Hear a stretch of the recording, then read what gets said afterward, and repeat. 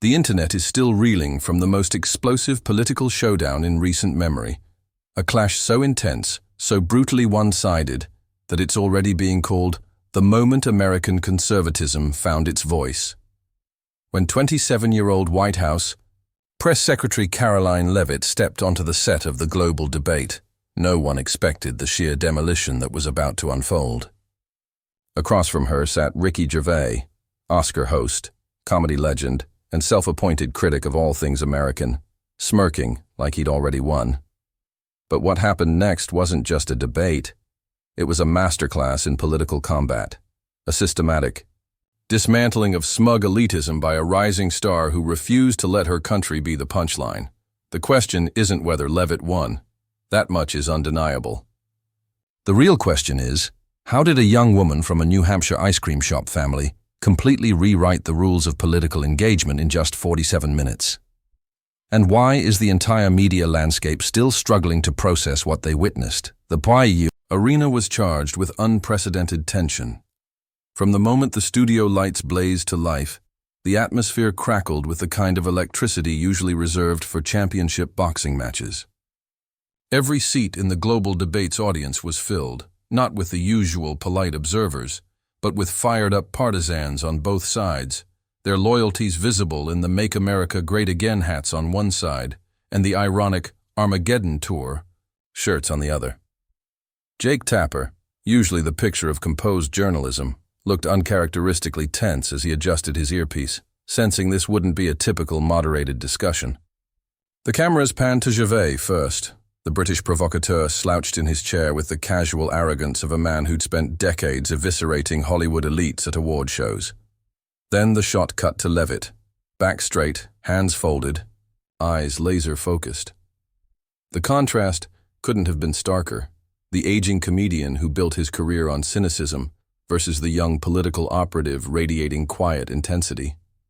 Backstage, producers exchanged nervous glances. They'd promised fireworks, but nobody anticipated the thermonuclear detonation that was coming. Gervais's opening volley revealed his fatal misjudgment, true to form.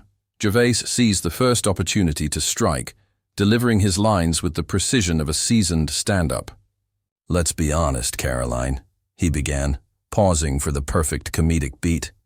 "Your press briefings have more spin than a washing machine. Do you ever get dizzy defending whatever that is?" The studio erupted, his supporters howling with laughter, MAGA fans booing vehemently. For a brief moment it seemed the night would follow the predictable pattern, snarky British wit dominating earnest American politics. But then Leavitt did something extraordinary. Instead of reacting defensively or trying to match his humor, she let the noise die down completely before speaking. When she finally replied, her voice carried an unsettling calm. "Interesting you mention spinning, Ricky," she said, tilting her head slightly. "Because isn't that what you've built your entire career on? Taking complex truths and twisting them into cheap jokes for people who'd rather laugh at problems than solve them?"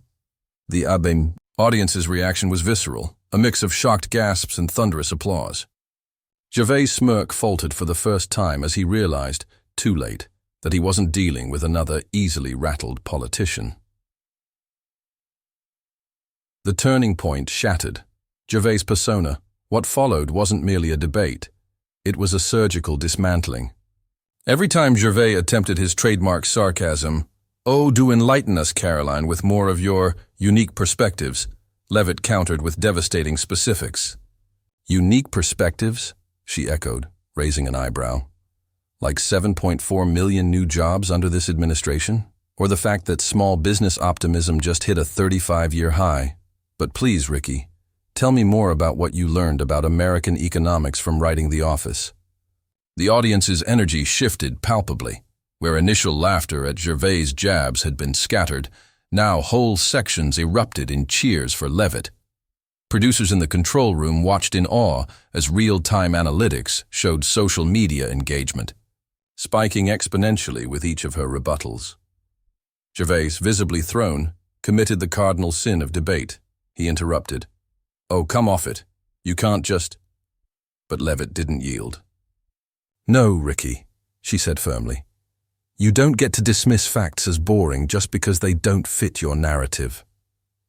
The camera caught Gervais swallowing hard, his fingers tapping nervously on the armrest. The king of comedy was unraveling live on air. Then came the moment that would be replayed millions of times across social platforms. As Gervais launched into another rehearsed bit about alternative facts, Leavitt reached for her phone. "Since you're so fond of quoting people out of context, Ricky," she said coolly, "let's hear what you really think about America." The massive studio screen lit up with a montage of Gervais' past interviews. "American politics? It's like a bad sitcom that won't get canceled," he sneered in one clip. "I don't follow their elections. It's all reality TV anyway," he chuckled in another. The audience reaction was immediate and deafening. Even some of Gervais's own fans looked uncomfortable. Leavitt let the silence hang for 3 excruciating seconds before delivering the coup de grace. "So which is it, Ricky? Are you here for serious debate or just to mine American struggles for your next Netflix special?" Gervais opened his mouth, closed it, then uncharacteristically stared at his shoes. The footage of this single moment, the mighty Gervais rendered, speechless, would become the defining image of the night. Within minutes of the broadcast ending, the digital landscape erupted. Caroline crushes became Twitter's top global trend, amassing over 2.3 million mentions in the first hour alone. Conservative media outlets ran triumphant headlines: "The day the conservative millennial movement came of age," and "Leavitt just schooled the elite and changed politics forever." Even left-leaning commentators begrudgingly acknowledged her dominance, with one prominent CNN analyst tweeting, "Regardless of ideology, you have to respect the sheer strategic brilliance of Leavitt's performance tonight." Meanwhile, Gervais' team scrambled to contain the fallout. His usual defenders in the entertainment press found themselves unusually quiet, while fan forums lit up with uneasy questions about whether his shtick had finally crossed into irrelevance. Memes proliferated at warp speed. Side-by-side images contrasting Gervais' smug opening expression with his shell-shocked final close-up, captioned, "When British wit meets American steel." Perhaps most tellingly, bookers for every major news and talk show flooded Leavitt's office with requests. The political world suddenly recognized they were witnessing the emergence of a formidable new force. The unanswered questions will shape the future. This seismic encounter leaves us with profound questions that extend far beyond one television debate. Has Leavitt's demolition of Gervais, a man who once reduced Hollywood's biggest stars to nervous laughter, signaled a broader shift in how younger conservatives engage with media? Does this mark the decline of smug, detached irony as a dominant cultural force against passionate, well-researched conviction? And most intriguingly, what does this mean for the 2024 election cycle, where Leavitt is already being touted as a potential star surrogate? The implications ripple outward, to late-night comedy writers, rooms suddenly questioning their material, to university debate teams studying Leavitt's techniques, to foreign commentators reassessing their glib takes on American politics. Now we turn to you, the viewers who witnessed history. Was this a fluke or the dawn of a new era in political discourse?